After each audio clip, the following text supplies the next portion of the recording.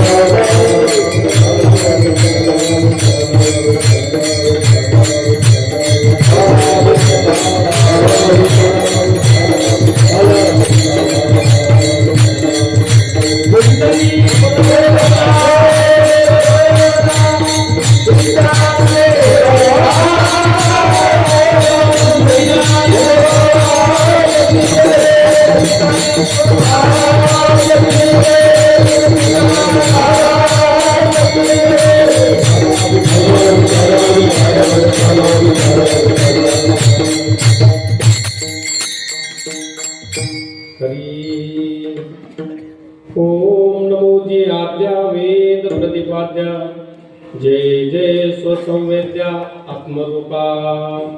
आकार हृदय आपुले, चौफाड नियाबले, वरी बैसवू पावले श्री गुरूंची. जय जय वो शुद्धे उदारे प्रसिद्धे, जय जय वो शुद्धे उदारे प्रसिद्धे, अनवरतानंदे वर्षतीये. श्री संताची माता चरणावरी, श्री संताची माता चरणावरी, साष्टांग करी दंडवत. ओम नमो ज्ञानेश्वरा.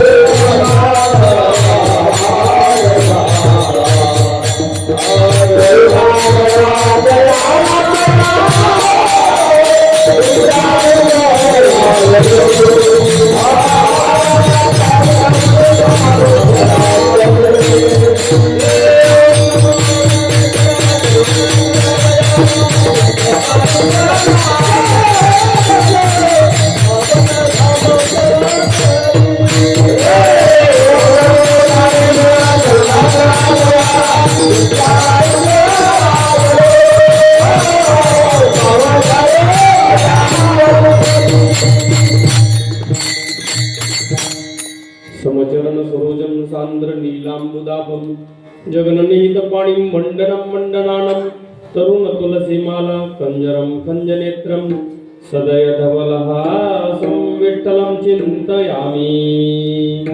महायोग पीठे तटे भीमरथ्यां वरं पुंडरीकाय दातुं मुनीन्द्रे समागत्य तिष्ठन्तमानन्दकन्दं परब्रह्मलिंगं भजे पांडुरंगम. प्रस्तुत कीर्तनरूपी सेवेकरता घेतलेला अभंग पैठण निवासी शांतीब्रह्म एकनाथ महाराज यांचा 4 चरणाचा, मला वाटतं बहुतेकांच्या पाठांतरातला अगदी सुप्रसिद्ध असा अभंग मागणीपर या प्रकरणातला आणि आत्मस्थितीपर या प्रकरणातला, अशा दोन्ही प्रकरणामध्ये हा अभंग गणला जातो. असा अभंग आज आपण कीर्तनरूपी सेवेकरता घेतलेला आहे. विठ्ठल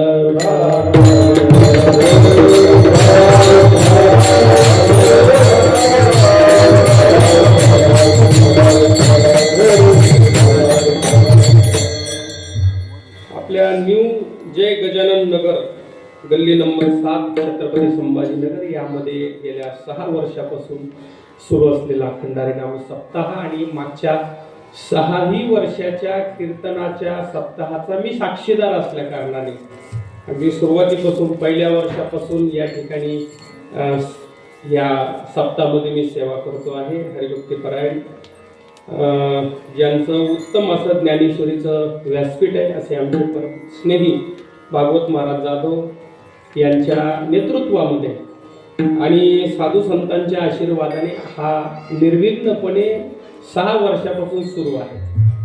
जरी भागवतराव आता तुमच्या गल्लीत राहत नसले आहे की नाही, तरीही हा सप्ताह अखंडपणे सुरू ठेवण्याचा त्यांनी प्रयत्न केला पाहिजे असं मला वाटतं आणि ते करतील याचा विश्वास याच्यामुळे वाटतं की आता या गल्लीचे नसून केला का नाही त्यांनी यावेळेस आहे की नाही. त्यामुळे मोठी धडपड ती आहे आणि सगळे आयोजक जे आहेत त्यांच्या सोबत अगदी जे झटणारी मंडळी आपल्या कॉलनीतली गल्लीतली आजूबाजूच्या परिसरातली जी आहे त्यांनाही धन्यवाद द्यायला पाहिजे. कारण सप्ताह करणं हे काही साधं काम नाही आहे. हो, ही सगळी आमची महाराज मंडळी यांना कल्पना आहे सप्ताह करणं फार कठीण काम आहे.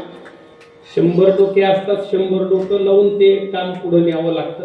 पण भागवत महाराज ते करतायत. या ठिकाणी यावर्षी आपण छान भागवत कथा ठेवलेल्या आहे आणि ततई पवार महाराज यांच्या मुखातून आपण ऐकताय. सकाळी काकडा, विष्णू सहस्त्रनाम, ज्ञानेश्वरी पारायण, गाथा भजन, भागवत कथा, हरिपाठ आणि संध्याकाळी कीर्तन. आज आपलं जागराचं कीर्तन आहे, उद्या काल्याचं कीर्तन आहे. या ठिकाणी उपस्थित असलेले उत्तम आमचे कीर्तनकार असणारे हरिभक्तीपरायण एकनाथ महाराज चौधरी सर, आमचे पाटील बुवा, आमचे या ठिकाणी आगळे महाराज इलेक्ट्रिशियन आहेत चांगले मोठे आणि वारकरी आहेत.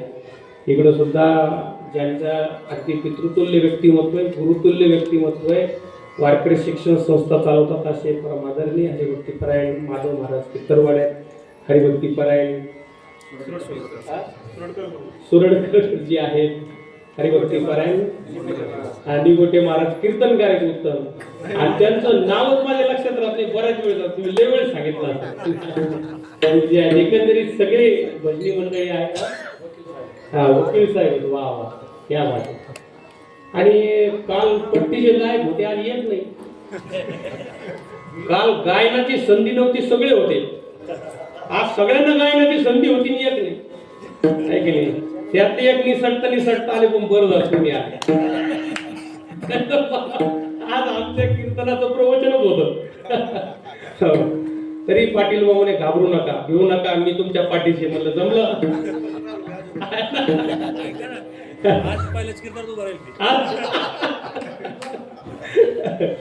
आणि श्रोत्यांमध्ये मी सगळे मान्यवर मंडळी आहेत, आपल्या कॉलनीतली सगळी मंडळी, उत्तम मृदंगाचार्य, सगळी बाळगोपाळ वारकरी. आमच्या विशेष बाळगोपाळ वारकऱ्यांचा आनंद आम्हाला 16 तारखेपासून आमच्या कॉलनीतही घ्यायचा आहे. हीच मंडळी छत्रपती नगरमध्ये आहे. त्याच्यामुळे आमचे आज छत्रपती नगरचे हरिभक्तीपरायण जाधव महाराज या ठिकाणी आहेत, हरिभक्तीपरायण गाडे साहेब या ठिकाणी आहेत. एकंदरीत सगळीच मंडळी आज समोर बसलेली सगळी मंडळी, मान्यवर मंडळी, सगळ्यांचा नाम उल्लेख घेणं जरी शक्य नसलं तरी सगळी प्रेमाची मंडळी आहे. या ठिकाणी काय पाहिजे तर प्रेमच पाहिजे. पण कोणतं प्रेम पाहिजे त्या अनुषंगाने नाथ महाराजांनी देवाकडे काही मागणं मागितलेले त्याचं आपण चिंतन करू. विठ्ठल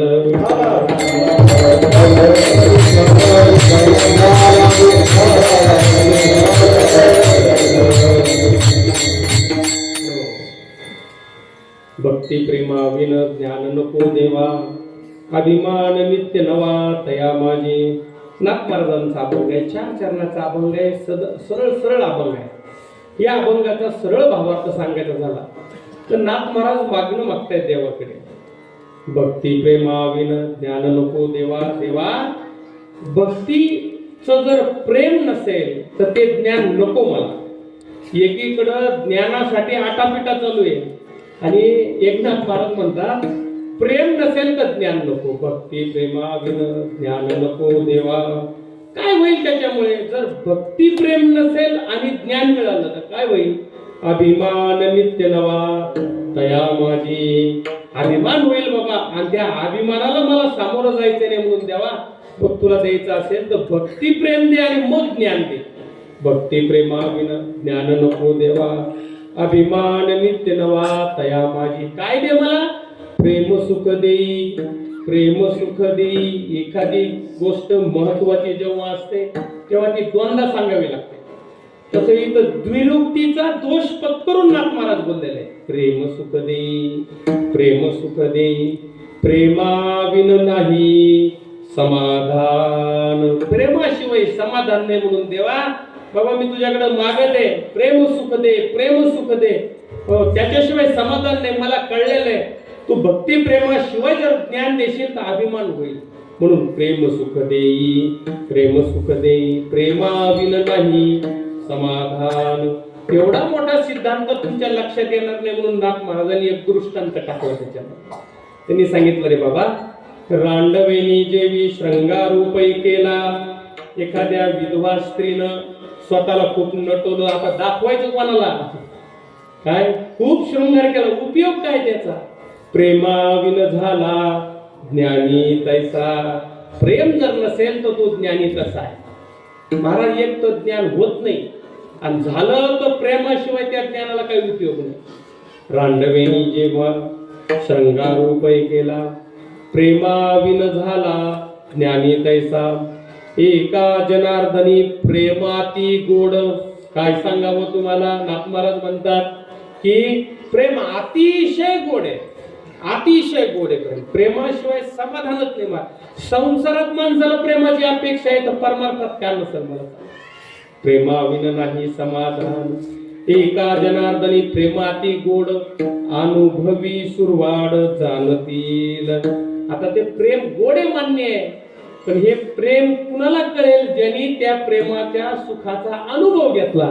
म्हणून अनुभवी लोकच ते जाणतील. इतरांनी जाणून गप्पा आणावे इतरांनी. म्हणून काय करा? प्रेम सुख देई, प्रेम सुख देई, प्रेमाविन नाही समाधान. विठ्ठल विठ्ठल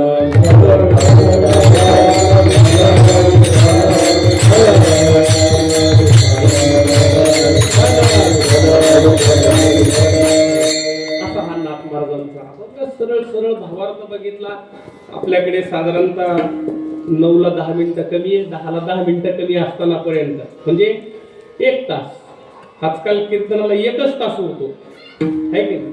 1च तास असतो. हरकत नाही 1 तास असला तरी हरकत नाही. आमचे गुरु महाराज म्हणायचे सार सार को ग्रही रखे थोथा देई उडाय. म्हणजे जे सार आहे आणि जीवनात सार काय आहे? तुम्ही परमार्थ करता, परमार्थाचं सार काय आहे? इथे सार भगवंत. इथे परमार्थामध्ये फक्त भगवंत सार आहे आणि बाकीचा आसार आहे. फलकट आहे, फलकट तो संसार. येथे सार भगवंत. म्हणून सार सार म्हणजे भगवंत घ्या आणि फलकट म्हणजे संसार टाका. आता हे बोलणं लय सोपं आहे. आपलं कसं चाललंय? आपलं संसार टाकणं सुरू आहे, परमात्मा घेणं सुरू आहे का परमात्म्याला बाजूला ठेवून संसार घेणं सुरू आहे? हे ज्याचं त्यांनी बघा. ते तुमचं माझं सोडूनच द्या. एकदा बाळकृष्ण यशोदेच्या मांडीवर बसला. मांडीवर बसल्यानंतर त्याला वाटलं आपली आईला यशोदेला मी आवडतो का संसार आवडतो, जरा गंमत तरी बघू. आता ते बाळकृष्ण फड्या करणारच ना, नटखटच कायच करावं त्याला. मग त्यांनी ते भलं आता तो पूर्वीचा काळ, असं दुप्त घर, गवळ्याचं घर, अगदी ते काय तिथे काय पायची सोय आहे का, ते दूध असं ठेवलेलं त्या चुलीवर, पंचमहाभूतयाच्या हातात, आईच्या मांडीवर बसल्या बसल्या त्या अग्नीकडे पाहिलं आणि त्याला खुणवलं, हा थोडस वाढ कर शकतो. ते वाढलं, तेव्हा अग्नी वाढल्यानंतर ते दुधाला काय झालं, काय म्हणतो आपण त्याला, हा उतू जाणे हा शब्द आहे त्याला आपल्या ग्रामीण भागामध्ये. ते दूध असं वर आलं आणि खाली पडायला लागलं. यशोदेने याला धरलं खाली ठुलं. म्हणजे काय खाली ठुला, त्या भगवंताला खाली ठुलं. पळत पळत म्हणे आई बी फसलीच.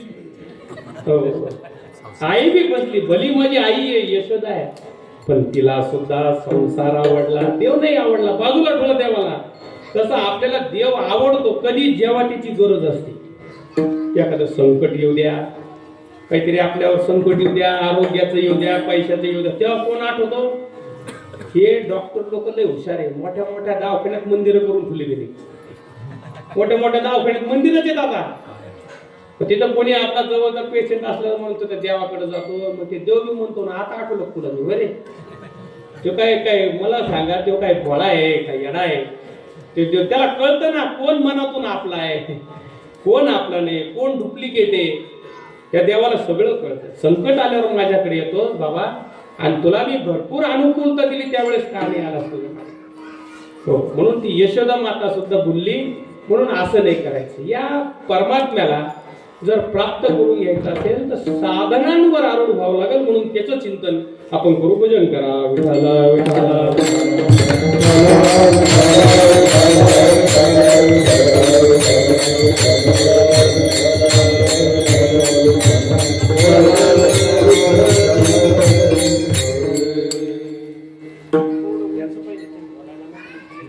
थोडस लावून घ्या, थोडस खाली लावून.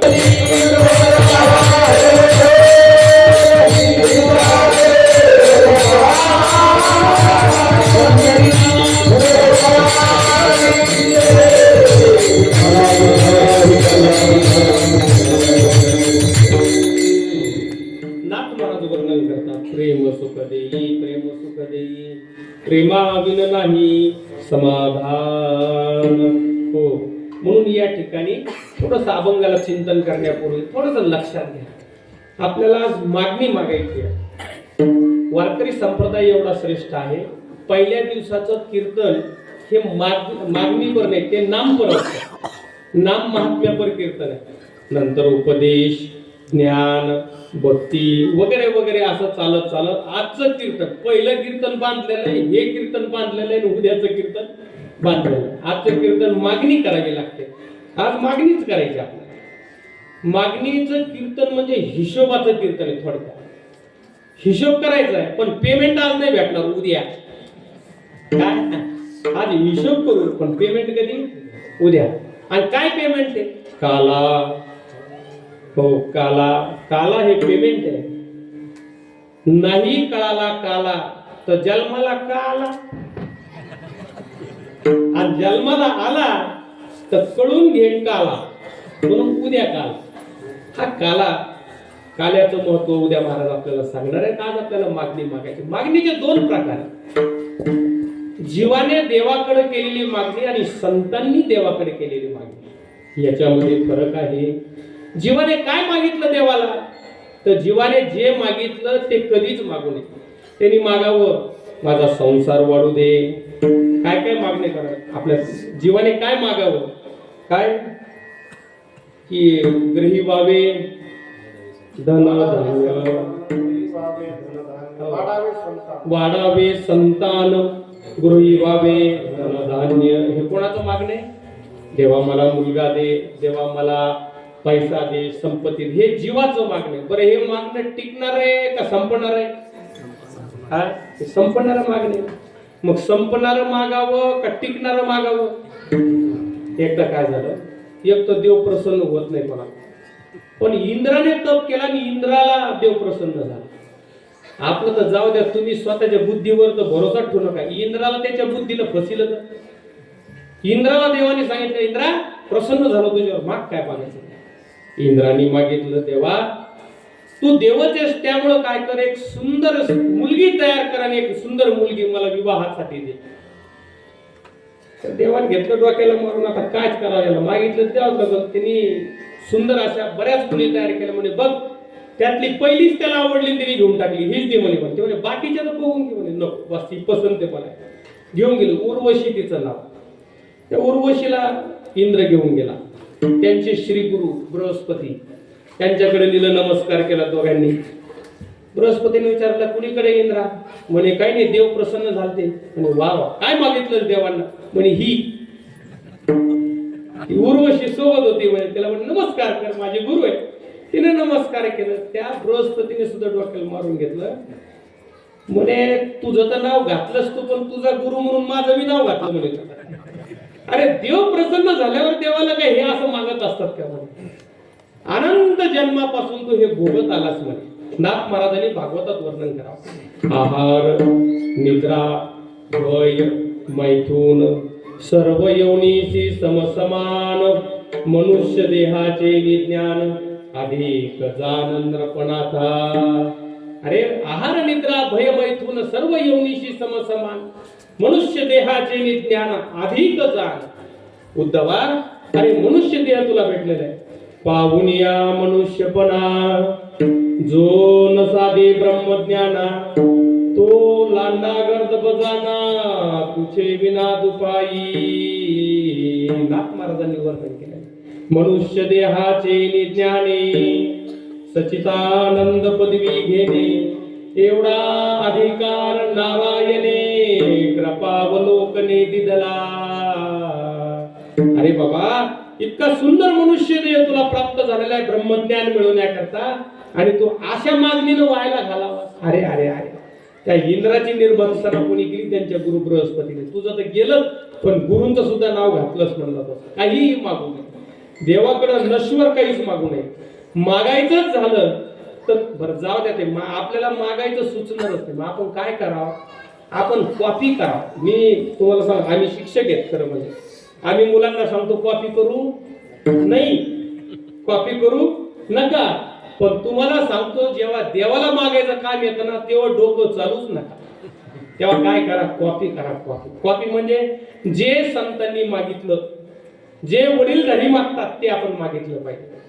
काय काय मागितलं संतांनी? आता कितीतरी प्रमाण आपल्याला देतात. तुझं मागणी ते देवा, आम्हा तुझी चरण सेवा, आम्हा तुझी चरण सेवा, आम्हा तुझी चरण सेवा. तुझं मागणी ते देवा, आम्हा तुझी चरण सेवा, आम्हा तुझी चरण सेवा,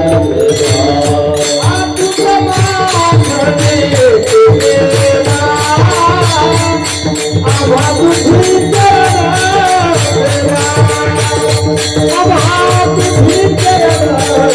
सेवा.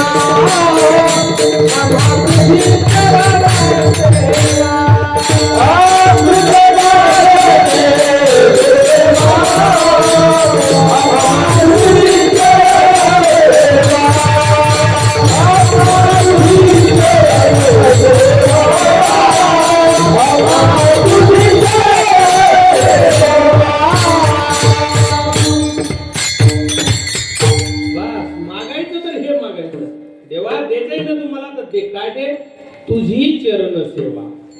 चरण सेवा मला दे. मागणे ते एक तुझ प्रती आहे, देशील तरी पाहे पांडुरंगा. काय मागणं मागितलं? देशील तरी, तुला द्यायचंच असेल तर काय दे, हे दे. मागणे ते एक तुझ प्रती आहे, देशील तरी पाहे पांडुरंगा. या संतांशी निर्वी हेची मदत देई, अनेक तुझे काही न मागो देवा. तुका म्हणे आता उदार तू होई, मज ठेवी पायी संतांची. या संतांशी निर्वी हेची मदती, अनेक तुझे काही न मागो देवा. दुसरं काही देऊ नको. द्यायचं असेल ते संतांना आयुष्य ते द्यायचं असेल. नामदेव महाराजांचं मागणं आहे, अकल्प आयुष्य व्हावे तया फळा, माझी सकळा हरीच्या दासा कल्पनेची बाधा न हो कोणे काळी ती संत मंडळी सुखी असो संत मंडळी सुखी असो या देवांना अहंकाराचा वारा न लागो राजसा माझी या विष्णुदासा भाविकांशी नामा म्हणे तया असावे कल्याण ज्यामुखी निधान पांडुरंग हे संतांचं मागणे हो हे चिदान देगा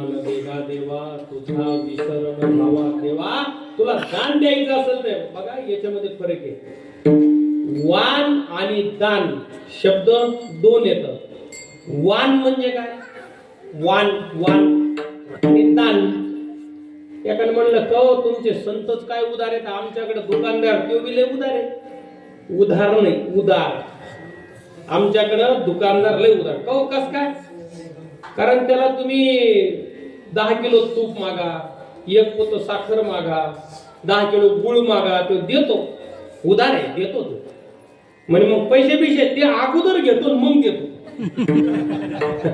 जेव्हा अगोदर घेतो मग देतो त्याला काय म्हणायचं वान म्हणून त्याला म्हणायचं वाणी आणि जे देतात दान हे दानी दान म्हणजे कुठलाही मोबदला न घेता देणे त्याला काय म्हणायचं दान आणि मोबदला घेऊन देणे त्याला काय म्हणायचं वान या दोन्हीतला फरक आहे आमचे संत काय देतात दान देतात अमृतानुभवामध्ये वर्णन केलेले कैवल्य कनकाची आदाना जो नकडसी थोरसाना द्रष्ट्याची दर्शना पाडाऊ जो ज्ञानेश्वर माऊली वर्णन करतात आमचे गुरु महाराज कैवल्य कणकाचं दान करतात कैवल्य कणक म्हणजे मोक्ष कैवल्य म्हणजे केवल केवलम ब्रह्मानंदम परम सुखदम केवलम ज्ञानमूर्तिम द्वंद्वातीतं गगन सदृशं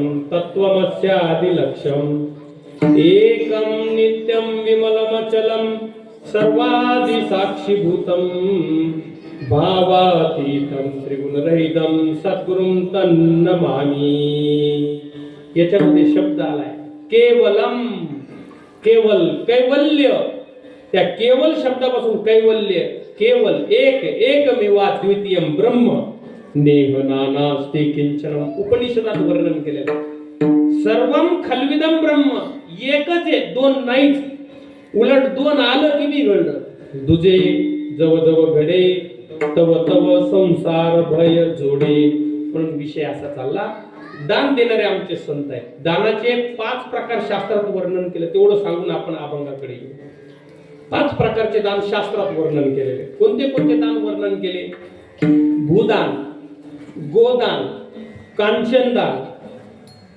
अन्नदान आणि विद्यादान किती झाले 5 पहिले जे 3 आहेत ना गोदान भूदान कांचन कांचन म्हणजे सोनं आज टीव्हीवर बातमी होती 1,45,000 रुपये तोळ काय ते सोनं आणि कोणी दान द्यावं सोनं सुवर्णदान पण तरी श्रीमंत लोक करतात आता संक्रांत आली ना तर तिळगुळाच्या लाडू मध्ये सोनं ठेवून दान करतात आहेत दानशूर लोक पण भूदान गोदान आणि सुवर्णदान कुणाला द्यावं देश काल पात्र बघून ते दान केलं जातं हे 3 दान, देश काल देशेच कालेच पात्रेच तद्दानम, काय सात्विकम स्मृतम, ते दान सात्विक दान. आणि 2 दान राहिले, अन्नदान, अन्नदानम महदानम विद्यादानम ततः परम, अन्नेन क्षणिका तृप्ती यावत जीवन तु विद्या. हो, 2 दानांचं महत्व चाललंय, विद्यादान आणि अन्नदान. अन्नदान कुणाला करावं? कुणालाही करावं. हो, सर्वाभूती काय प्रमाणे दे, सर्वभूती देती अन्न. हो, सगळ्यांना अन्न देणार आहे. कधी द्यावं? कधीही द्यावं. पण समजा तुम्ही दुपारी मला जीव घातलं तर संध्याकाळी पुन्हा भूक लागणारच. अन्नदानाने क्षणाची तृप्ती आहे. अन्नदानाने आपले गाडगे बाबा होते, ते जिथं जायचे तिथं दुपारी जायचे आणि जिथं कीर्तन आहे ती जागा अगोदर झाडून काढायचे स्वतः. आणि कोणाच्या तरी घरी जायचे, त्याचं काय अंगण झाडायचे आणि म्हणायचे, माई भूक लागली काही खायला द्या. एक संपूर्ण वाडा झाडून काढा. गाडगे बाबांनी हाका मारली, माई भूक लागली काही खायला द्या. ती बाई आतमध्ये आली, आतून आली, शिळी भाकरी त्याच्यावर ठ्यासा अंदर म्हणे. त्यांच्याकडे ते फुटकं खापर असायचं डोक्यावरती, ते धरलं आणि ते भाकरी घेताना म्हणे, बाई मला तर पुरणपोळीचा वास येऊन राहिलाय, पुरणपोळी वाटते, एक पुरणपोळी दे ना खायला. ती बाई चिडली ना. ती बाई म्हणली, माझा जावई लेक आलाय कीर्तनाला, त्यांच्यासाठी गेले ते का तुझ्यासाठी गेले का? घ्यायचे गेले तर हो पुढं. ती म्हणे, बाई मी भीक नाही मागायला, तुझं अंगण झाडून काढ आणि फक्त पोटाला टीसभर भाकर मागायला, टीसभर पोटासाठी दे ना एखादी पुरण. नाही दिली बाई. माणसं उपदीला भुलते. तीच बाई जावायला लेकील घेऊन रात्री कीर्तनात आणि पाय लागले तर हे तर दुपारी आपल्या घरी आलते. ते कीर्तनात कळलं, त्यांचं कीर्तन सुरू झालं, गोपाला गोपाला देवकी नंदन गोपाला. कीर्तन झाल्यावर लेकाला जावायला घेऊन पाय पडली, ढसा ढसा रडायला लागली, महाराज माझ्या घरी पुरणपोळी. ते म्हणे, आता मला नाही बोलवायला, तू आता महाराजाला बोलवायला लागली. म्हणजे उपाधीला, मी तर दुपारी आलो होतो ना, मला काऊन नाही दिली तू? आता नाही यायला, नाही गेले पुन्हा खायला.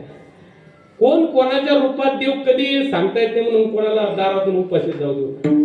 हो, अन्नदान दिलं पाहिजे. आणि त्याच्याही पेक्षा मोठं जर दान असेल तर विद्यादान. काय आमची तृप्ती आहे? अन्नेन क्षणिका तृप्ती यावत जीवन तु विद्यात. म्हणून विद्या दान करणारे जर श्रेष्ठ कोण असतील, संत उदार उदार भरले अनंत भंडार, मागत्यासी पुरे देती आणि काशी उरे. म्हणून अन्नदानापेक्षा विद्यादान किती महत्व आहे विद्येचं. न चोरहार्यम न च राजहार्यम न च भ्रातृभाजम न च भारभारी, व्यये कृते वर्धति एव नित्यम विद्याधनम सर्वधनम प्रधानम. वर्णन केलंय त्याचं. न चोरहार्यम, त्या ज्ञानाचं कधी चोर चोरी करू शकत नाही. न च राजहार्यम, राजा हिसकावून घेऊ शकत नाही. न च भ्रातृभाज्यम, भाऊ वाटा मागू शकत नाही. न च भारकारी, कधी डोक्यावर असं कधी झालं का की मला ना कालपर्यंत लय येत होतं, पण मी काल एकाला देऊन टाकल्यामुळे आज माझ्याकडे काहीच नाही सांगायला तुम्हाला, आज कधी झालं?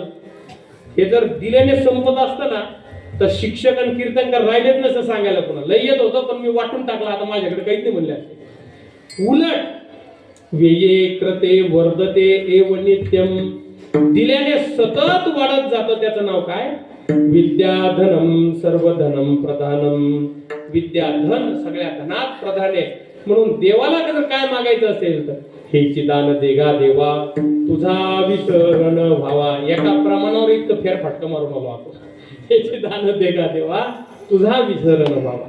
म्हणून आपल्याला खऱ्या अर्थाने संतांनी जे मागितलं ते मागायचंय. काय मागितलं नाथ महाराजांनी अभंगाच्या प्रेमा विना जान नको देवा, भक्ती प्रेमा विना जान नको देवा, भक्ती प्रेमा विना जान नको देवा, भक्ती प्रेमा विना जान नको देवा, भक्ती प्रेमा विना जान नको देवा, भक्ती प्रेमा विना जान नको देवा, भक्ती प्रेमा विना जान नको देवा, भक्ती प्रेमा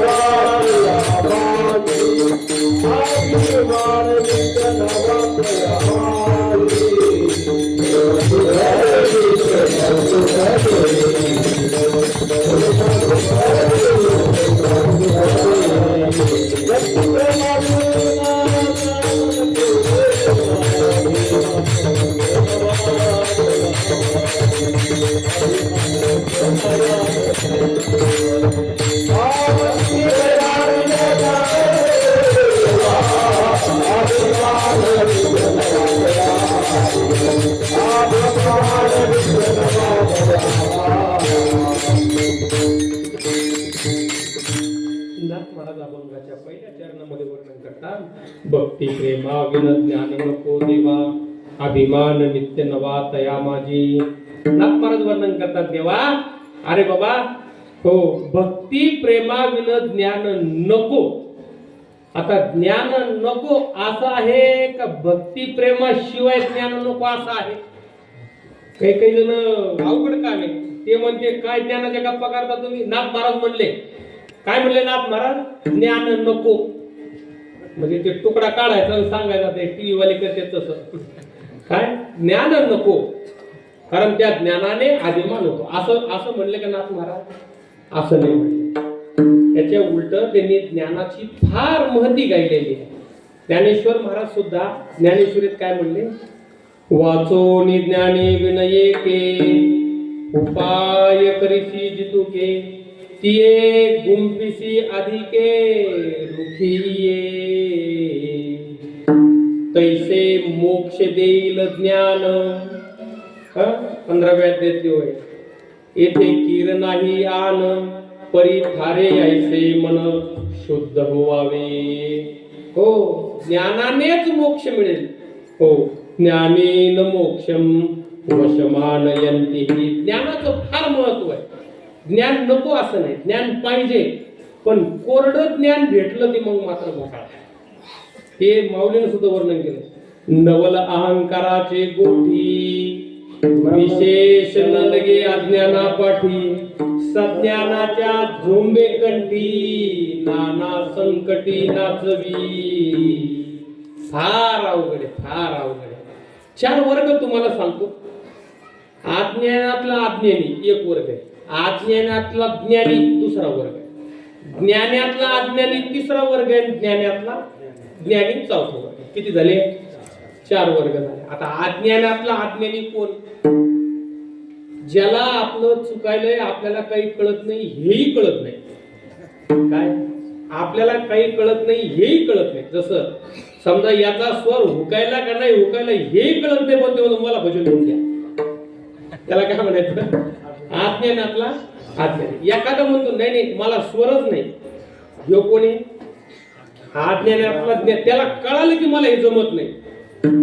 अज्ञानाचं ज्ञान म्हणजे अज्ञानातला ज्ञानी.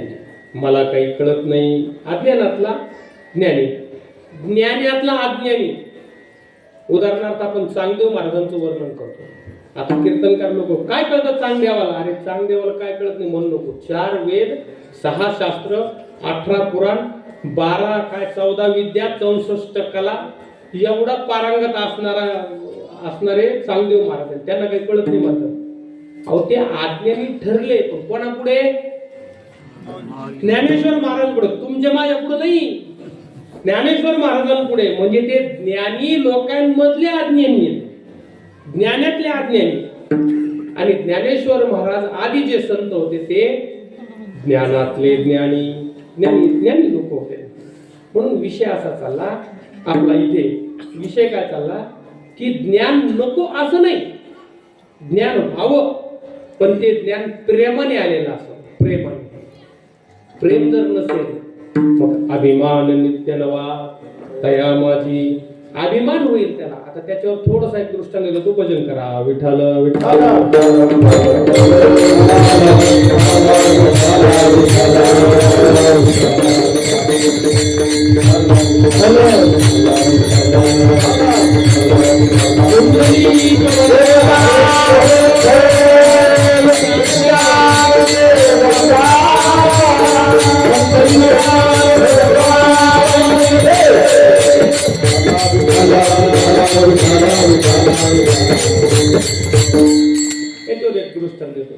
दृष्टांत असा आहे एक मोठा पंडित होता. म्हणजे बहिर दिशेला जाऊन आलेला भरपूर अभ्यास केलेला. आता कोरडं पांडित्य म्हणजे अभिमान झालेलं पांडित्य. जसं नाथ महाराजांनी वर्णन केलं. भक्ती प्रेम माहित नाही जिव्हाळा माहित नाही, करुणा माहित नाही, आणि त्याला काय झालं, ज्ञान झालं. आता ते कोरडं ज्ञान, अनुभवाचं ज्ञान. म्हणून अभिमान नित्य नवा तया माझी, अभिमान झालेला. त्याला एकदा होडीत बसून जायचं होतं, म्हणून तो होडीत बसला. आणि चालता चालता मग ते त्याला लहर आली. त्याला काय कधी लहर येऊ शकते पंडिताला, त्याला लहर आली, आपलं पांडित्य दाखवायचं. मग कोणाला दाखवा, तिथं होता फक्त ते होडी चालवणार नावाडी, आपला नावाडी. खरे नावाड्या, तुला या सगळ्या परिसरातला इतिहास माहिती आहे का? ते म्हणलं नाही महाराज. अरे अरे 25% आयुष्य तुझं वाया गेलं. थोडस पुढे गेल्यानंतर म्हणतो, खरे नावाड्या, तुला या परिसरातला भूगोल माहिती आहे का? ते म्हटलं नाही महाराज. अरे अरे 50% आयुष्य तुझं वाया गेलं. पुन्हा पुढे गेला, काही भजन बिजन पाठ आहे का? नाही महाराज. अरे अरे 75% आयुष्य तुझं वायाला गेलं. आता त्याला राग कोणाला? त्या नावाड्याला. ते म्हणलं तुम्ही लय शिकलेले दिसता महाराज. मग 4 वेद, 6 शास्त्र, 18 पुराण, इतंभूत अभ्यास झालेला. म्हणे मग मी एक प्रश्न विचारू का? अरे तुला येतं काय विचारायला? नाही नाही, साधा प्रश्न आहे. विचार. अनेक पंडितांना मी परास्त केलं, म्हणे बडाया मारायला लागलो. इकडे गेलो होतो, तिकडच्या पंडिताला हरवलं, इकडे गेलो, इकडच्या पंडिताला हरवलं, 4ही दिशांच्या पंडिताला. तुला काय येतं रे? विचार काय विचार? तो म्हणला माझा साधा प्रश्न आहे, तू मला पावता येतं का? काय प्रश्न विचारला? तुम्हाला पावता येतं का? मग तो नावाडी प्रश्न विचारल्यावर पंडिताला हादरला. नाही रे मला मग माझं 75% राहू द्या, तुमचं 100% आयुष्य पाण्यात गेलाय, भावरा आलाय, मला काही नाव चाली देणार नाही. मी आपलं उडी मारून पवत पलीकडे जाणार. तुमचं 100% आयुष्य पाण्यात गेलं. वरडत तो बुडाला मेला. दृष्टांत संपला. हो, कशासाठी सांगितलं? आता दृष्टांताचा सिद्धांत आहे. परमार्थ रूपी या नावेमध्ये बसल्यानंतर तुम्हाला भवनदी पार करत असताना बोलता याव का पावता याव? पावणं म्हणजे अनुभव आणि बोलता येणं म्हणजे शास्त्र. महाराज बोलणं फार सोपं आहे. बडबड करणं, आमच्या नाथ महाराजांनी सांगितलं, मंडुकी वटवट पैसे दे का. बोलणं त्यांना बोलायचंच असेल तर हरी बोला नातरी बोला, व्यर्थ गलबला करू नका. म्हणून काय करा, फक्त बघा, अनुभव नसेल तर सगळं बडबड चाललेलं आहे. न करी रे संग राहे रे निश्चळ, लागू नेदी मळ ममतेचा, या नावे अद्वैत खरे ब्रह्मज्ञान, अनुभवा वाचुनी बडबडते. अनुभव जर नसेल तर बडबड. आणि म्हणून ही कीर्तनाची बडबड असू द्या, प्रवचनातली बडबड असू द्या, घरातली बडबड असू द्या, ती बडबड आहे जर अनुभव नसेल तर. काय केलं पाहिजे? अनुभव. परमार्थ अनुभवासाठी. त्याला वेदांताच्या भाषेत जर सांगायचं तर परोक्षत्व आणि अपरोक्षत्व. 10 मुलं एकदा व्यापाराच्या निमित्ताने बाहेर गावी चालले होते.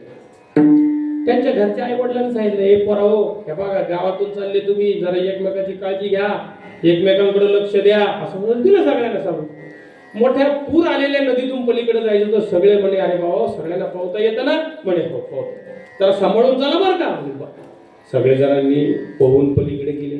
पलीकडे गेल्यानंतर एक जण म्हणला, आपल्या आई वडिलांनी सांगितलं काळजी घ्यायची, तर मग एक काम करू, आपण दहीच्या दही आणू का हे जरा बघू. ते बघायला पाहिजे. ते एकाने उभा केला, आपलं 4थी फेल झालेलं. मी मोजतो सगळ्यांना, त्यांनी उभा केले. असे किती जण उभा राहिले? उभा केले. मोजा लागला. 1 2 3 4 5 6 7 8 आणि 9 मोजल्याबरोबर होणार. एक बुडाला ना, त्याचं दुसरं एक होतं ते म्हणे, तुला माहितीये काय, तुला येतं? हो बरं मी मोजतो. तो त्याचाच भाऊ.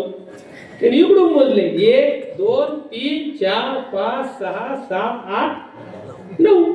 खरं म्हणजे येतं. एक बुडाला लागले रडायला. सगळे रडायला लागले. एक बुडाला. एक जण सज्जग्रस्त झाला. म्हणे, करे पोराव काय झालं? म्हणे काय नाही, 10 जण होतो. या पाण्यातून पोहून आल्यानंतर 9च राहिलो आणि एक बुडाला म्हणून रडायला. त्याने पाहिले, मला हे 5 इकडं 10 एक बुडाला. कोणी मोजले? म्हणे यांनी मोजले, मी मोजले. कसे मोजले? त्याने पुन्हा उभा केले आणि पुन्हा मोजले. 1 2 3 4 5 6 7 8 9. भरले का नाही? 9. एक बुडाला ना. पण तो जाणारा सज्जन ग्रस्त म्हणला 10वा आहे. काय म्हणला? दशम अस्ति, 10वा आहे. 10वा आहे म्हटल्यानंतर यांचं रडणं थांबलं, पण अजून वेळ बसला नाही. ते म्हणलं त्यातले एक जण म्हणला, का 10वा आहे, कुठे 10वा? हे तर 9 भरले ना. मग ते म्हणले, हे किती भरले? 9. आणि तूच 10वा आहेस ना म्हणले. तूच 10वा आहेस म्हटल्यानंतर ट्यूबलाईट पेटली, उड्याच मारायला. अरे हो ना, हे 9 मी 10वा आहे, मी 10वा आहे, मी 10वा आहे, उड्याच मारायला लागले. आनंद झाला सगळ्यांना. तसं जगात देव पाहायला गेलो आपण. देव कुठे, देव कुठे, देव कुठे? साधू संतांकडे गेल्यानंतर ते सांगतात, अरे जगात देव कुठे शोधू नको, तूच देव आहे. देव तूच आहे. देव पहावयासी गेलो, देवची होनिया ठेलो. लाली मेरे लाल की जित देखूं उत लाल. लाली देखन मैं गई तो मैं भी हो गई लाल. हो, देवाचा शोध घ्यायला जाणारा देवच होत असतो. अमृतानुभवातली उभी आहे. सांडोनी मिठपणाचा लोभू, मिठे सिंधुत्वाचा घेतला लाभू. देवी अहम देवणी शंभू, शांभवी झालो. हरियाला हाता, हरियाला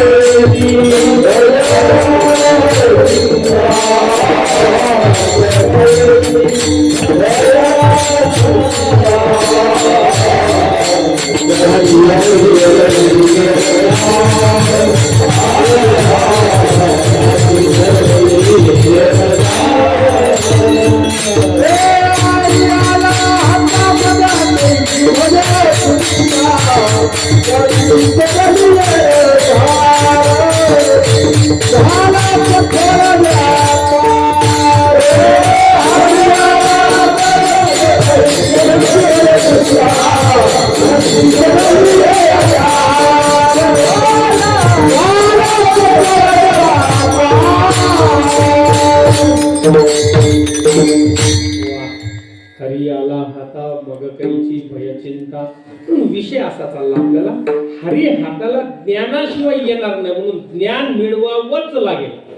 ज्ञान मिळवण्याच्या मार्गावर जर आपण गेलो तर आपली वेळ इथे सरकेल, आपल्याला तिकडे जायचं नाही. आपला विषय असा आहे, भक्ती प्रेमाविना ज्ञान नको. ज्ञान नको असं नाही, ज्ञान पाहिजे, पण भक्ती प्रेमासहित पाहिजे.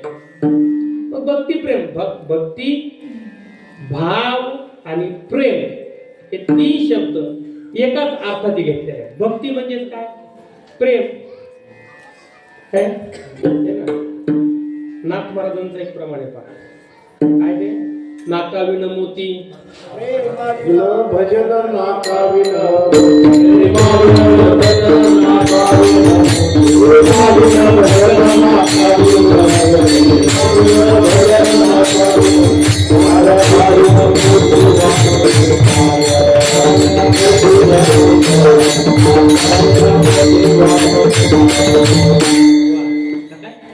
प्रेमाविना भजन, नाकाविन मोती, अर्थाविन पोथी, वाचुनी काय. किती किती मार्गदर्शन करावं. प्रेमाशिवाय भजनच नाही.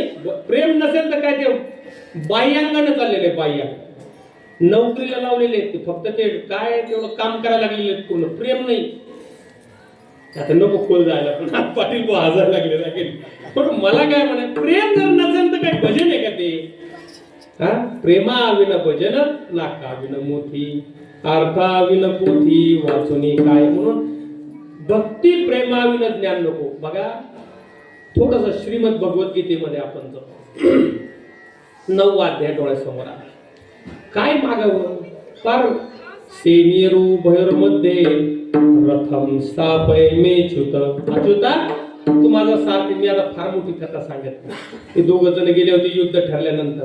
अर्जुन पायाजवळ बसला, दुर्योधन डोक्याजवळ बसला. जेव्हा देवाचे डोळे उघडले तेव्हा डोळे उघडल्यावर कोण दिसलं? पायाजवळ जातं. अर्जुना कस काय आलं? असं म्हटल्याबरोबर हे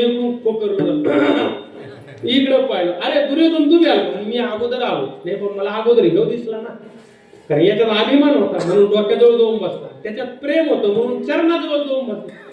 पण कुणीकडे आली म्हणे देवा तुला सगळं माहिती. आमच्या दोघांचे युद्ध ठरलेले, तू आमचा स्वैर आहेस, पाहुणा आहे, तुझी मदत मागायला आलेली. भगवंत म्हणाले मी मदत करतो, पण माझी 18 अक्षयहिनी सेना एकाला मिळणार, निशस्त्र मी लढणार. निशस्त्र लढणारही नाही, एकाला चापट सुद्धा मारणार नाही. मी फक्त निशस्त्र असणार. मागा काय मागायचं? अर्जुनाने पटकन मागितलं देवा मला तू पाहिजे. दुर्योधनाला मनातून आनंद झाला. मला काय देवाला घेऊन पूजा करायची युद्धात? बरे मला सेना पाहिजे. सेना घेऊन जा. आणि अर्जुनाने सांगितलं तू माझा सारथी हो. सारथी झाल्यानंतर युद्धात आल्यानंतर दुसऱ्या अध्यायामध्ये सांगितले काय सेनेरू भैरमध्ये रथम स्थापय मेच्युत. स्थापय रथ मध्ये स्थापन कर करा असं नाही, कर प्रेमाचा संबंध कर. तो सारथी आहे, कर तिथून येऊन उभा कर. रथ नेऊन उभा केला. मला बघू दे कोणासोबत मला युद्ध करायचं.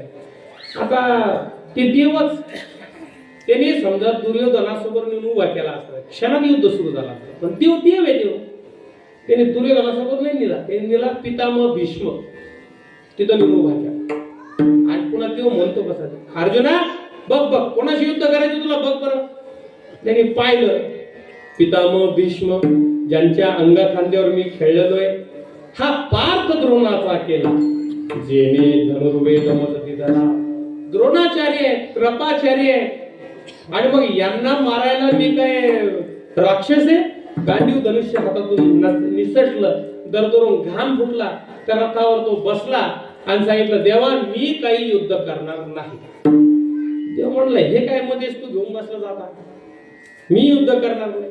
अरे युद्धासाठीच तर आपण इथं आलो ना. पण युद्ध करणार नाही तुला आता कळलं का कोणासोबत लढायचं? तुला अगोदर बी कळालंच होतं ना यांच्या सोबतच लढायचं. आताच का तुला असं झालं रे बाबा? ते सांगितलं की बाबा शिष्यस्ताहम. देवा मी तुझा शिष्य आहे, प्रपन्न शिष्य आहे. शिष्याचे दोन प्रकार आहेत, पन्न आणि प्रपन्न. पन्न म्हणजे एकदा गुरु करायचा, माळ घालायची, पुन्हा त्यांचं तोंड पाहिजे नाही आयुष्यभर, त्याला पन्न शिष्य म्हणायचं. आपण विचारू का तुम्ही गुरु केले की नाही?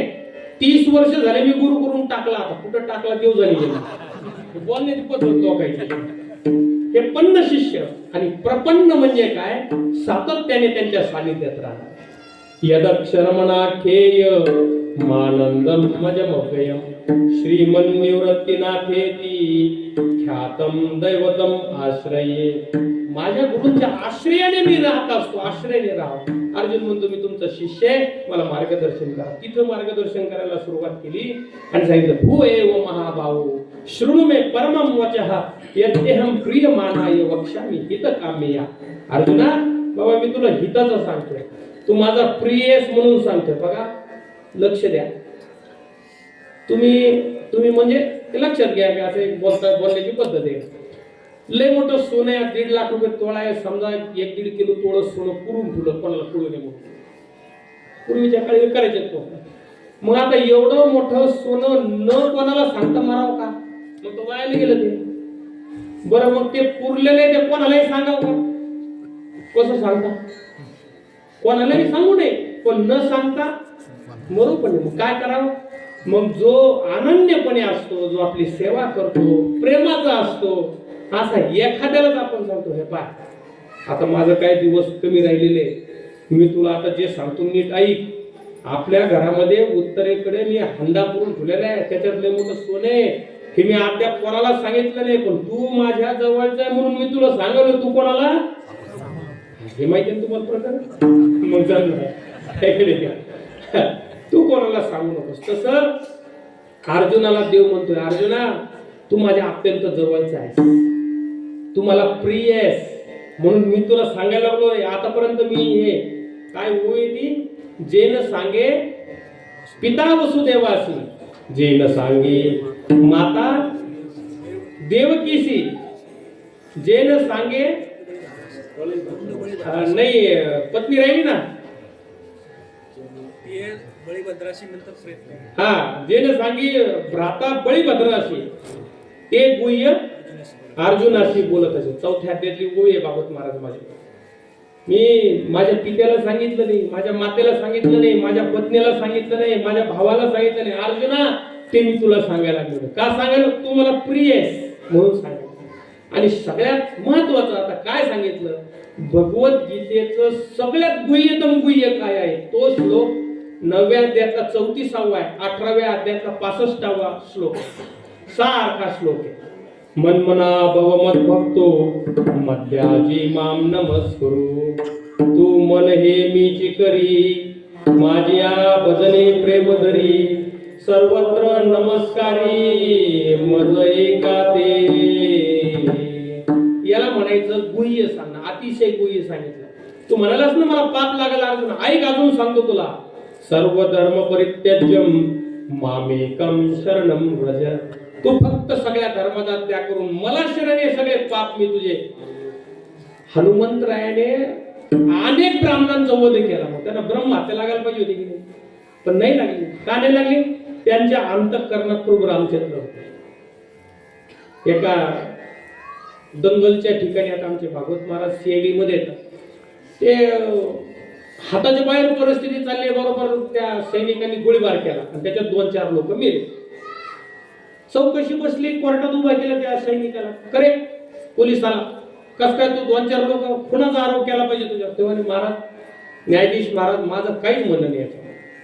त्या डिस्ट्रिक्ट मॅजिस्ट्रेट म्हणजे जिल्हा दंडाधिकाऱ्याने आदेश दिला, फायर, आम्ही फायर केले, त्याच्यात 4 लोक मेले, याच्यात माझा काय? आदेश कोणाचा होता?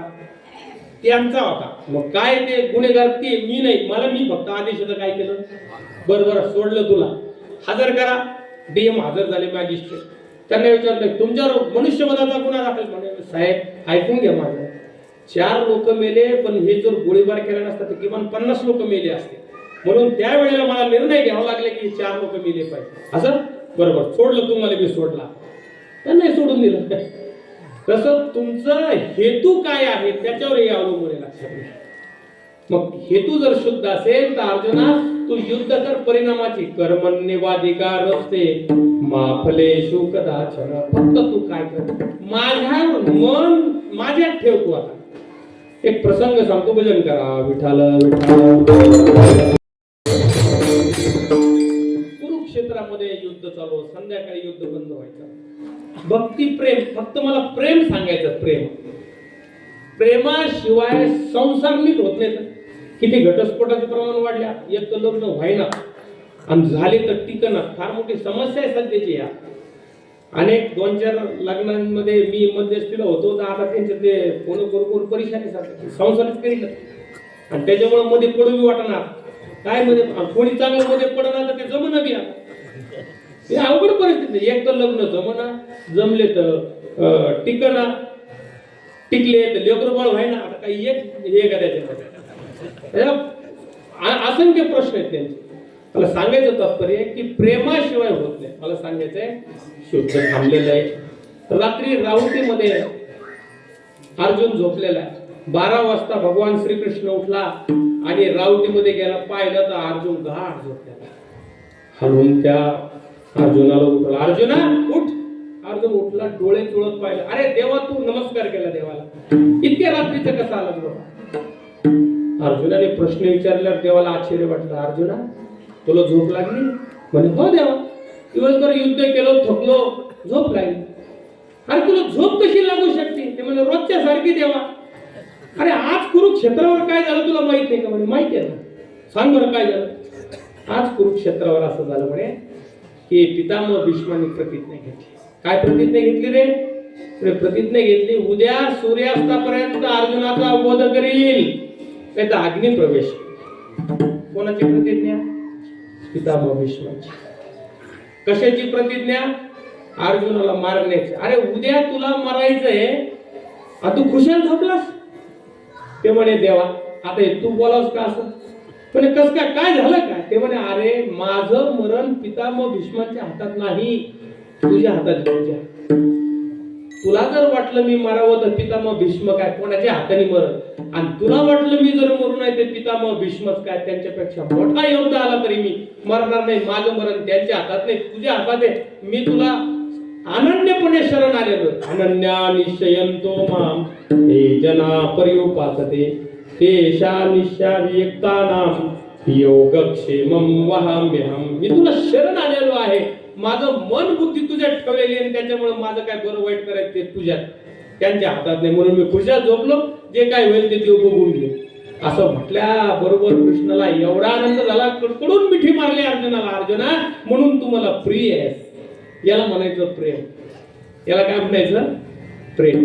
हे भक्ती प्रेम आहे. आणि अशा भक्ती प्रेम असणाऱ्या व्यक्तीला ज्ञान सांगा म्हणून अर्जुनाला सगळं गुह्य ज्ञान सांगितलं. तसं भक्ती प्रेम नसेल तर ते ज्ञान उपयोगाचं नाही. तेच ना महाराज म्हणतात, भक्ती प्रेमा विन ज्ञान नको देवा, अभिमान नित्य नवा तया माझी. मग काय देई? प्रेम सुख देई,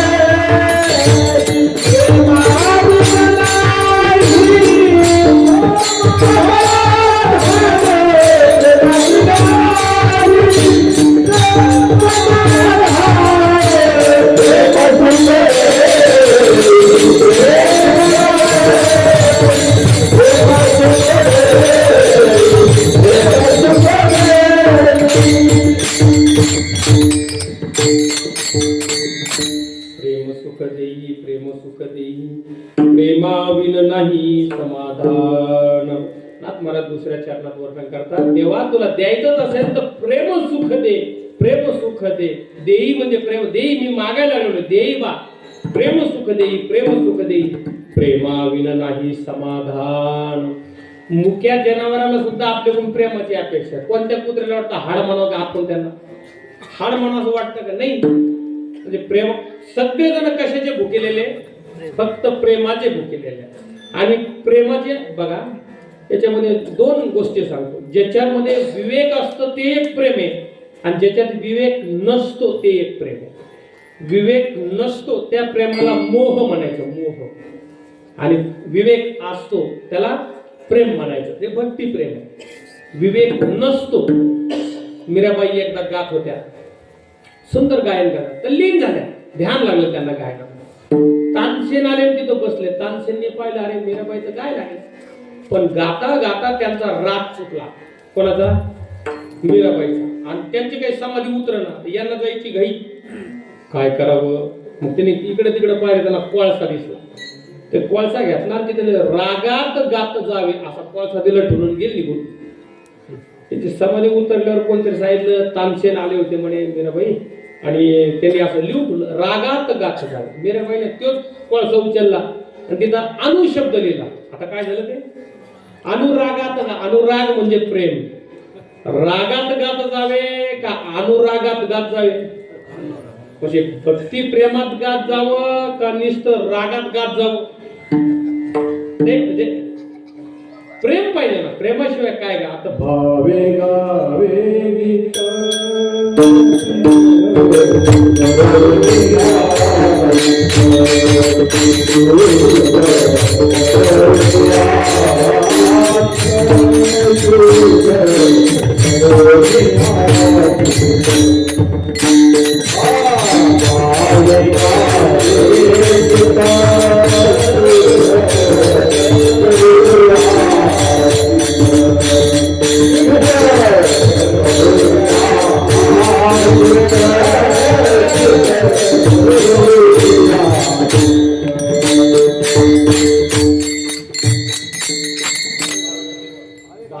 भावे गावे गीत हा हो भावे गावे गीत शुद्ध करून या चित्त भावे भावे भावेन काय भावे विन भक्ती भक्ती विन मुक्ती बळे विन शक्ती भाव भाव अंतःकरणाचा भाव तो भाव नाही काय भाव दिला ते बटाटे काय भाव आहे बटाटे तो भाव नाही भाव अंतःकरणाचा शुद्ध ज्याचा भाव झाला दुरी नाही देव त्याला भाव भाव धरोनिया वाची ज्ञानेश्वरी भाव भाव म्हणजे प्रेम अंतःकरणातलं प्रेम आणि प्रेम अंतःकरणात नसेल तर काय उपयोग म्हणून प्रेम सुख देई प्रेमाविन नाही समाधान तुम्हाला समाधान जर पाहिजे असेल समाधान हे आता फार मोठं प्रकरण बोलायला खास कोणाकडंच समाधान नाही समाधान का नाही अंतःकरणात प्रेम नाही म्हणून अंतःकरणात प्रेम निर्माण होणं परमार्थातली पायरी आहे साधन आहे प्रेम बघा काय सुंदर आता जसं प्रमाण दिलं महाराजांनी आता तरी पुढे हाची उपदेश नका करू नाश आयुष्याचा सगळ्यांच्या पाया माझे दंडवत आपुलाले चित्त शुद्ध करा आपुलाले चित्त शुद्ध करा चित्त शुद्ध अहो चित्त शुद्ध असलं तर काय फळ मिळतं चित्त शुद्ध तरी शत्रू मित्र होती व्याघ्र न खाती सर्पतया चित्त शुद्ध करा या साधू संतांचे चित्त शुद्ध असल्यामुळे हे हिंस्र जंगलातले पशु यायचे वाघ सिंह साप वगैरे पण त्यांना काही करत नव्हतं त्यांच्या लक्षात आलं यांचं अंतःकरण शुद्ध आहे म्हणून लक्षात घ्या प्रेम सुख देई किती प्रेम देई कबीर महाराजांचं एक कोड आहे बा तुम्हाला म्हणजे तसं बहुतेकांनी ऐकलेलं असेल नसेल तरी तुम्ही कोड उलगडा 4 मिले 64 खिले 20 रहे कर जोड हरिजन से हरिजन मिले 20 से 7 करोड कोड आहे कोड अलग लक्षात कोणाच्या 4 मिले 64 खिले 20 रहे कर जोड 4 64 20 दोघ जण भेटतात एकमेकांना काय होतं 4 मिले 2 डोळे 2 डोळे 4 मिले पाहिलं नाही एकमेकांना 4 मिले 64 खिले यांचे 32 आणि यांचे 32 हसले नाही एकमेकाला बघून आपल्या घरात पाहुणाला ना म्हणलं आले का या कसं वाटलं त्यांना म्हणला कुठून डोकं फिरले यांच्या घरी आलो बाबा बसा बसा आले चहा घेऊन जा ते काय थांबन तिथं तुलसीदासजीनं फार सुंदर दोहा दिलेला आहे आवत ही हर्षय नाही नैनन नाही स्नेह तुलसी वहा न जाइए कंचन बरसे मेह आवत ही हर्षय नाही आल्यानंतर त्यांना आनंद झाला नसेल नैनन नाही स्नेह डोळ्यात प्रेम नसेल तुलसीदास म्हणजे त्यांच्या घरात सोन्याचा पाऊस पडू द्या पाय ठेवू नका कंचन बरसे मेह तुलसी वाहन जाइए कंचन बरसे मेह अजिबात जाऊ नका त्यांच्या 4 मिले 64 खिले यांचे 32 दात यांचे 32 दात एकमेकांना बघून हसले 20 रहे कर जोड त्यांचे 10 बोट यांचे 10 बोट 20 रहे कर जोड रामकृष्ण हरी जय हरी राम राम जय सियाराम काय म्हणायचं असेल ते हात जोडून म्हणले आणि कडकडून मिठी मारली हरिजन से हरिजन मिले एक हरीचा भक्त दुसऱ्या हरीच्या भक्ताला भेटतो याच्या अंगावर 3.5 करोड याच्या अंगावर 3.5 करोड रोमटेकडे अंगावर शहारे आले वा वा किती दिवसांनी भेटलाच मित्रा कडकडून मिठी मारली याला म्हणायचं प्रेम याला म्हणायचं प्रेम जुन्या काळात घर लहान होते पण पावणे रावळे 8-8 दिवस राहायचे आणि आनंद मिळायचा आता घर मोठाले झाले पण चहा घेतल्यानंतर कोणी थांबायला तयार नाही आपल्याला. हे नवीन पोरांना पाहुणा कशाला म्हणायचे सांगावं लागणार आपल्याला. कोण थांबतच नाही तर काय आता पाहुणा. हे आपलं तरी बरे समजा आपण आपल्याकडे, पण हे मोठ्या मोठे घरले मोठाले झाले पण कोणी येत नाही त्यांच्या घरामध्ये. अवघड परिस्थिती झाली. म्हणून प्रेम असलं पाहिजे. माणूस जातो कोणाकडं? प्रेम असेल तर. प्रेम नसेल तर कोण कोणाकडे जायचं? म्हणून प्रेम महत्वाचं आहे. प्रेम सुख देई, प्रेम सुख देई, प्रेमाविन नाही समाधान. एक दृष्टांत देतो बघा. प्रेम आणि मोह याच्यात फरक आहे. विवेक शून्य प्रेम म्हणजे मोह आहे. मोह एक म्हणतो नाही रे, माझ्या बायकोचं, माझ्या मुलांचं, माझ्या मुलींचं, माझ्या आई वडिलांचं माझ्यावर फार प्रेम आहे. मी करतो कोणासाठी हो? शेवटी घरच्यासाठी नाही तर कोणासाठी करतो?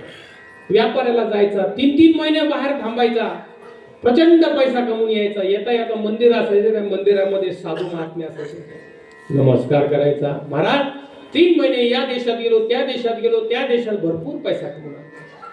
तो म्हणायचं की अरे कोणासाठी पैसा कमवायला लागला? तो माझ्या कुटुंबासाठी. महाराज माझ्यावर फार प्रेम करतात माझे कुटुंबीय. असं म्हटलं. ते म्हटलं हे मला इतकं माझ्यावर त्याचं प्रेम आहे, माझं त्याच्यावर प्रेम. साधू विचार करतो, याचे डोळे उघडले पाहिजे. काय करावं? दुसऱ्या दिवशी 2-3 दिवस थांबला. जाता जाता पुन्हा साधूकडे गेला, नमस्कार केला. महाराज आता पुन्हा 2-3 महिन्यांकरता मी बाहेरच्या देशामध्ये चाललेले, भरपूर पैसा कमवायचा. साधू म्हणला मी मागितलं ती देशील मला? म्हणजे महाराज कमाल झाली. मागा ना, काय पाहिजे? तुझ्या अंगातला सदरा काढून दे म्हणे. मला हे काय मागणे आहे म्हणे. महाराज माझ्याकडे चांगलं नवा कोरा सदरा आहे म्हणे, तो देतो काढून, मी घेऊन चाललो. तुझ्या अंगातला सदरा काढून. पटकन तिने अंगातला सदरा काढला, दिला. दुसरा घेतला, घातला, नमस्कार केला. म्हणून महाराज येऊ का? म्हणजे हो, पुढच्या वेळेस जेव्हा येशील तेव्हा पहिल्यांदा माझ्याकडे येईन, मग मला भेटून मग घरी जा. बरं बरं काय हरकत नाही असं म्हणून तो निघून गेला. तिने 2-3 दिवस जाऊ दिले. नंतर तो सदरा जो घेतला होता थोडासा फाडला, त्याच्यावर लाल रंग टाकला. शिष्याला बोलवलं, हा शर्ट घेऊन याच्या घरी जा आणि सांग की हा जंगलातून प्रवास करत असताना यांना वाघाने फाडून खाल्लं. मास सगळं संपलं, काहीच शिल्लक राहिलं, फक्त एक सदरा शिल्लक राहिला. काय देते या सदराचा अंत्यविधी वगैरे तुम्हाला काय करायचं असं निरोप देऊन टाक म्हणे. मास ते सर घरी घेऊन आला. ते म्हणे असं असं झालं, जंगलात वाघाने फाडून खाल्लं तुमच्या मालकाला, ते सगळं संपलं, फक्त सदरा आमच्या गुरुजीला भेटला. ते घेऊन आले, पाहिलं, राडापडी सुरू झाली, फोनाफोनी सुरू झाली. पाहुणे रावळे आले, त्या सदऱ्याची अंत्ययात्रा निघाली. ते 3रा झाला, 10वा झाला, 13वा झाला. सगळे ते पाहुणे रावळे झाले. ती बाई विधवा झाली. ते पोराच्या शिक्षणाच्या जबाबदाऱ्या पाहुणे रावळ्याने उचलल्या. याच्या पोरीचं मी लग्न करतो, पोराला मी नोकरीला, सगळं पुन्हा 15 दिवसात, 20 दिवसात, महिन्याभरात पुन्हा सगळं. फक्त वैधव्य आलं त्या बाई. आपलं ते जिवंत असून याला वाटलं आता सगळं संपलं.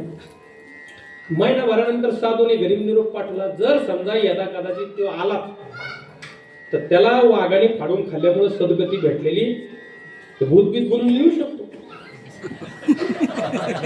जर दारबीर वाजेला, मी आलो, दार उघडा, तर उघडताना बरं नाही तर तिला डोक्यात घालून, भूत डोक्यात घालून. हे आला 3 महिन्यानंतर साधूला नमस्कार केला. साधू म्हणलं पैसा आता दिवसा कुठं जातो, रात्र तर उद्यावं लागेल ना. मग कुणीकडे गेलता, काय गेलता, किती रुपये मिळले, कस काय केला, कस काय व्यापार झाला, म्हणता म्हणता प्रसाद घेऊन जा, जेवण करून जा. रात्री 12, 10, 10:30, 11, 12 वाजू दे. मग जा बाबा आता तू घरी, वेळ झालाय तुझा. ते साधूल्याचे डोळे उघडायचे. हा 12 वाजता रात्री गेला, दार वाजवतोय. आतून आवाज आला, कोण आहे? म्हणे अगं मी आहे ना, दार उघड. आता नवऱ्याचा आवाज ओळखू येतो, त्याला बायकोचा आवाज ओळखू आला. अगं दार उघड. ती आतून म्हणते, कशाला आले तुम्ही? कशाला आले तुम्ही? असं काय बोलते? अगं दार उघड, 3 महिन्यानंतर आलो मी, दार उघड. आमचं सगळं चांगलं चाललंय, हा तुम्ही काळजीच करू नका. पोराचं चांगलं चाललं, पोरीचं चांगलं चाललं, माझं चांगलं चाललं, आई वडिलांची मी काळजी, तुम्ही काळजीच करू नका. ती म्हणजे बोलायली करून दार उघड. मी आलोय, दार उघडायला त्याला राग आला. त्याला वाटलं अरे कोणासाठी करायला लागलो मी? एवढं सगळं व्यापार करून हे जर दार उघडत नसतील तर कोणासाठी करा? नीट साधूकडे गेला, नमस्कार केला, सांगितलं महाराज काय चाललंय, दार उघडायला तयार. मग झालेली हकीकत साधू महाराजांनी सांगितली, तुझे डोळे उघडण्यासाठी मी केलेलं नाटक म्हणे, कुणासाठी करायला लागलास तुला? नाही कुणाचे कुणी, तुझे नवे रे कोणी, कांती जाशील एखाद्या प्राण्या माझे माझे. तू अगोदर परमार्थ कर, पैसा कमवू नको असं नाही, निश्चित पैसा कमव. जोडोनी आघन उत्तम व्यवहारे उदास विचारे वेच करी. पण पहिल्यांदा परमार्थ कर बाबा. या देहाचं जे खरं इच्छित आहे, खरं ध्येय आहे ते तू प्राप्त करून घे. विठाल विठाल.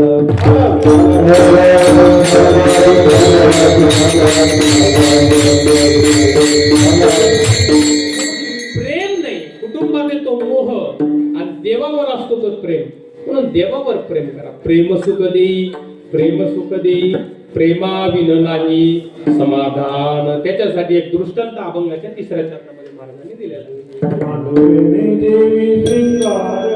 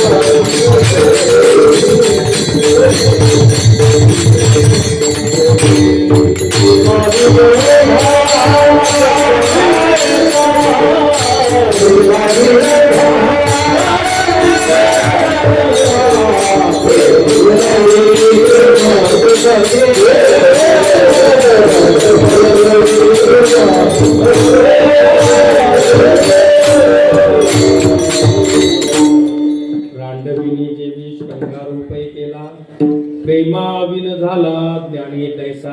नाथ महाराज वर्णन करतात, विधवेने श्रृंगार करून उपयोग नाही. विधवेने श्रृंगार केला तरी पाहायला कोणी नाही. तसं ज्ञानी माणसाने जर प्रेम नसेल तर त्याचं ज्ञान त्या विधवेप्रमाणे आहे. त्याचा काही उपयोग नाही, स्वतःलाही उपयोग नाही आणि समाजालाही उपयोग नाही. म्हणून आपण प्रेमाशिवाय ज्ञानाची खटपट. प्रेम पहिले, प्रेम आणि मग ज्ञान. सगळे मिळून एकदा भजन करू. विठोबार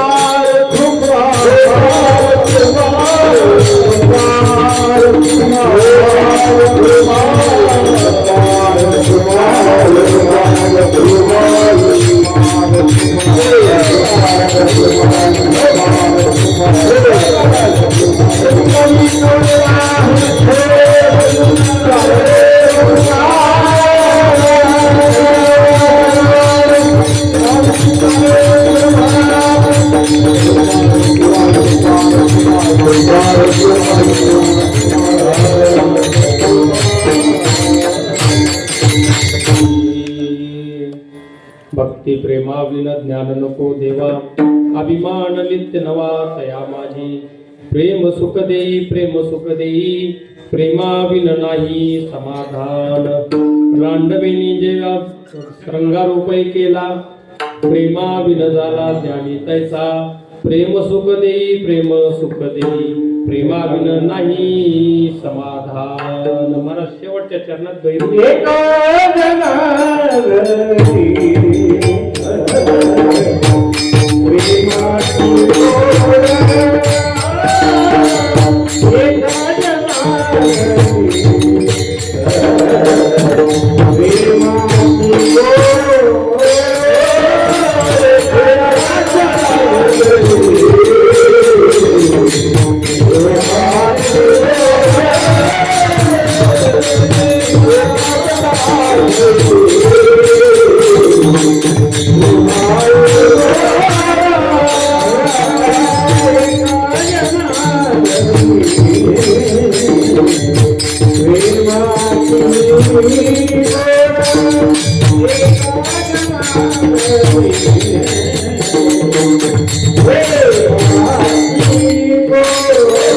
Hey!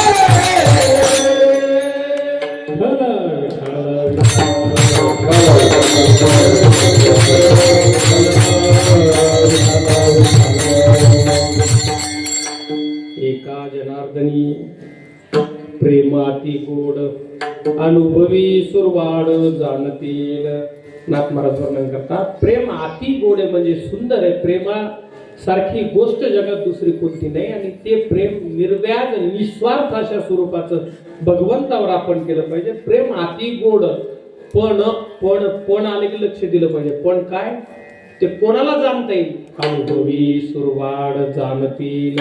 पण ते प्रेम रस ज्यांनी चाखलेला आहे त्यांनाच त्याचा काय अनुभव. एकाने 2 तास व्याख्यान केलं कशावर, साखरेवर. साखर किती गोड असते, ऊसापासून तयार होते, ऊसाचे किती प्रकार आहेत, त्यातला अमुक वाणाचा जो ऊस असतो तो अतिशय गोड असतो आणि त्याला कारखान्यात साखर तयार होते. त्या साखरेत 3-4 प्रकार आहेत. पहिल्या नंबर 1 ची असले व्याख्यान केला. मी काय करू पुन्हा असं मी व्याख्यान केलं कशावर, साखरेवर. आणि अतिशय गोड साखर, उत्तम छान अगदी. मग ते ऐकणाऱ्या एकाने विचारलं का इथं 1 तास तुम्ही साखरेवर व्याख्यान दिलं, एवढं छान बोलला, तुम्ही कधी खाल्ली का साखर? ते म्हणलं नाही ना, डायबिटीस आहे, मी साखर खाल्ली नाही. मग एवढं कसं काय बोलतो? म्हणजे पुस्तकात वाचलं, पुस्तकात वाचलं आणि मग सांगितलं, त्याला काही अर्थ नाही. याच्या उलट एक मुका होता, साखर खाल्ली. त्याला विचारलं साखर बोलता येणार, पण तिने फक्त केलं. आता कोण शहाणा, 1 घंटा व्याख्यान देणारा का तो मुका? काय बोलता नाही आलं तर हरकत नाही, पण तुम्हाला अनुभव असला पाहिजे. अनुभव आले अंगा ते या जगात देत असे. मग हा अनुभव जर घ्यायचा असेल तर प्रेमाने भजन करावं लागेल. सगळे मिळून भजन करू. ज्ञानेश्वर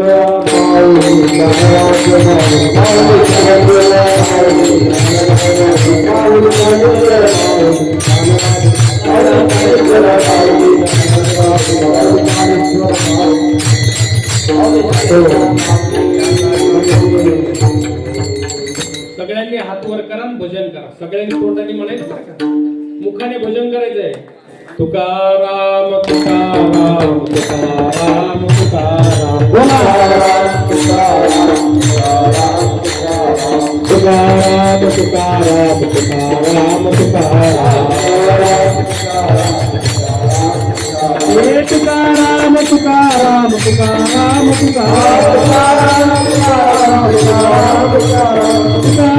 तुकाराम तुकाराम